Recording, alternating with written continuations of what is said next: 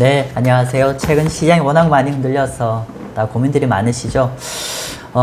오늘은 어떤 주제를 말씀드리려고 하면은, 저희 지비서 투자자문이 아주, 최근까지 굉장히 추천을 계속 해왔고, 또 실제로 저희가 운영하는 랩 상품이나 자문 상품에 한 10% 정도 보유가 되어 있는 에너지 관련 주식에 대해서 좀 설명 좀 드리고자 합니다. 6월달 들어서 에너지 관련 주식 시장이 급락을 하면서 연초 이후 아주 양호한 성과를 보이다가 6월달 들으면서 한 20% 정도 빠진 것 같아요. 그래서 지금이라도 들고 있는 거는 좀 정리를 해야 되는 건지 아니면은 반대로 지금 좋은 저점 매수 기회인지 우리 좀 그거에 대해 좀 간단하게 저희 생각을 좀 공유하고자 합니다.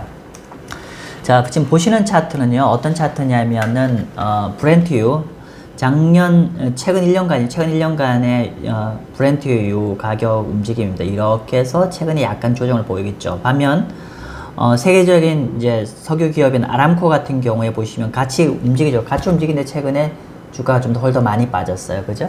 더 많이 빠진 걸 확인할 수가 있고, 그리고 에너지 ETF XLE, 그러니까 똑같이 이제 브렌트유와 XLE를 같이 에너지 ETF를 그렸는데 보시는 바처럼 실제 전체 그림은 유가랑 같이 움직이고 있는데 최근에 유가 하락폭 대비해서 에너지 관련 기업들의 하락폭이 굉장히 크게 하락을 했습니다. 그래서 고점 대비 한 20% 정도 하락을 했습니다. 그래서 결론부터 말씀드리면 최근에 저희 하락은 어떤 추세적인 어떤 펀더멘탈의 변화는 없고 단지 연초 이후에 굉장히 급락하면서 시장 전체 센티멘트가 좀 흔들리면서 일시적인 저희는 조정이라고 판단합니다. 자, 그러면 왜 이렇게 판단하는지 좀 설명 좀 드리겠습니다. 자, 요 부분은 아마 이런 생각을 가지실 거예요. 우리가 에너지 관련 기업들 같은 정유사 같은 거 투자를 하면서 이런 거 아니겠어요? 예를 들면은 우리가 현재 어떤 서플라이 바틀렉, 그러니까 공급 측면에서의 에너지 관련돼서 여러 가지 이슈가 있는 것들이 예를 들면은 러시아 우크라이나 전쟁이 종전이 되거나 또는 뭐 이런 인플레이션 이슈가 좀 해소가 된다고 하면은 하반기에 어떤 최근에 앙등했던 유가가 좀 하락하지 않겠냐는 이런 생각. 두 번째로는 시장 전체 대비해서 시장 대다수의 종목들은 다 하락했는데 불구하고 에너지 관련된 종목은 6월 초까지 거의 한 40% 올랐거든요. 그래서 밸류에이션 너무 비싼 거 아니냐 이런 이제 우려감들이 있을 텐데, 일단 밸류에이션 먼저 말씀드리면 현재 S&P 500 섹터의 평균 밸류에이션 한 16배 내지 16.5배 정도 되는데, 현재 에너지 관련 섹터는 미국의 주식 섹터 중에서 가장 싼 11배 수준입니다.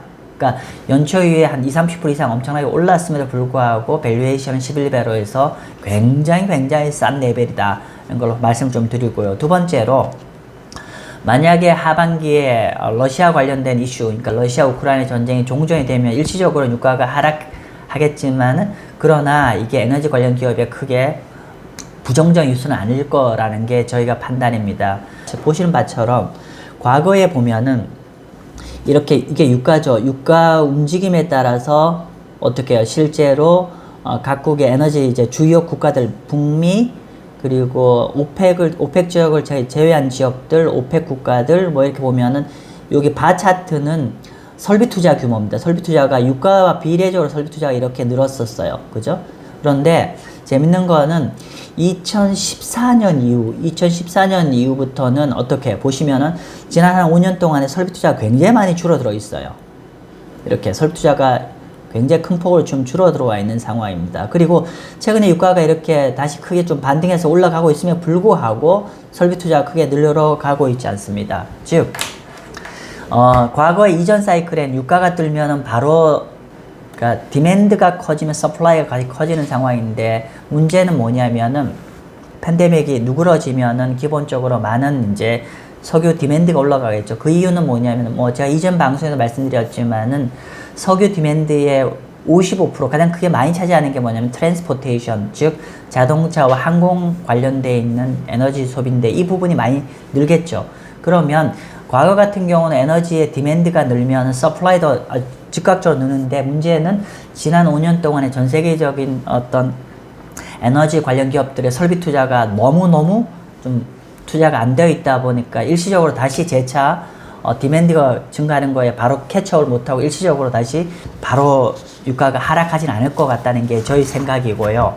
그리고 첫 번째는 아까 말씀드린 현재 밸류에이션, 그러니까 제가 에너지 관련 기업들에 대해서 여전히 긍정의 뷰를 유지하겠다는 거. 첫 번째 논 거는 밸류에이션이 현재 11배로서 아주 매력적이다. 두 번째로는 에너지 관련 설비 투자가 향 하반기에 코로나 팬데믹으로부터 엔데믹이 되면서 증가하는 거에 바로 설비 투자 부분이 따라잡지는 못할 거다. 설비 투자를 지난 5년 동안 너무 안 해놨기 때문에 그런 부분이 있을 것이고요. 세 번째는 지난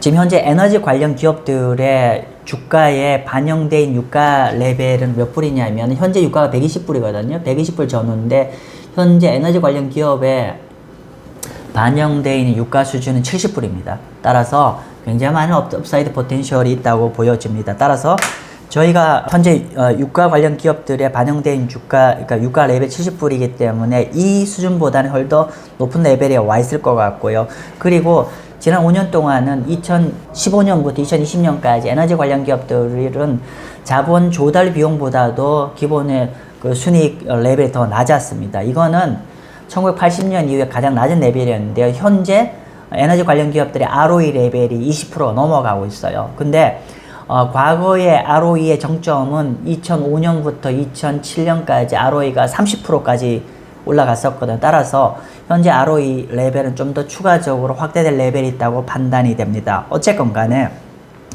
저희가 생각하는 건 어떤 이런 기초적인 이슈들 때문에 에너지 관련 기업들은 여전히 굉장히 저희는 훌륭한 투자처라고 판단하고 있고요. 그래서 현재 최근에 유가가 빠져서 현재도 굉장히 매력적이고 만에 하나 좀 더 리세션 우려감이 있어서 좀 더 유가가 더 빠진다고 하면 훨 더 좋은 매력적인 투자라고 판단합니다. 그리고 현재 수준에서 에너지는 굉장히 당분간 좋은 어떤 투자 수익을 기대할 수 있는 좀 표현이 과하면은 현재 주식시장에서 거의 유일하게 기대할 수 있는 섹터이지 않나 싶을 정도입니다.